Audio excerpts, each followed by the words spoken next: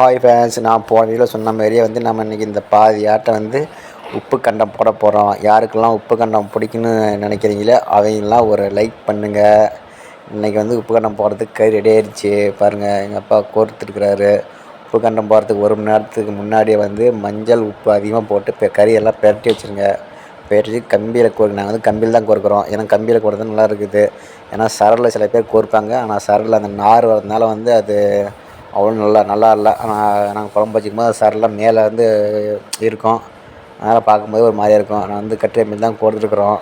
நல்லா மஞ்சள் அதிகமாக போட்டு கோர்க்கணும். ஏன்னா ஈ முக்கியம் ஈ முக்கியம் தான் புழு வைக்காமல் இருக்கும். இன்னும் அதிகம் புழு வச்சிரும். இப்போ கோர்த்த கறி நம்ம கட்டிட்டு ஒவ்வொன்றா ஒவ்வொரு கறியை ஒட்டாத அளவுக்கு பிரித்து விடணும். பிரித்து விட்டால் தான் அதை சீக்கிரமாக காயும்.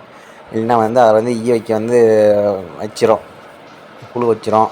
பாருங்கள் எப்படி நல்லா கோர்த்துக்கணும். ஆனால் நாங்கள் இது கோர்த்ததே கொஞ்சம் நெருக்கமாக தான் கோர்த்துட்டோம். ஏன்னா வெயில் அதிகமாக இருந்தாலும் உங்களுக்கு பிரச்சனை இல்லை.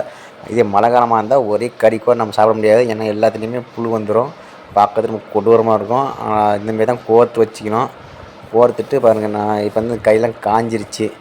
இப்போ ஒரு 5 கிலோ கறி நம்ம காய போகிறோம் அப்படின்னா நமக்கு கிட்டத்தட்ட ஒரு கிலோ கறி 2 கிலோ கறி தான் வரும்.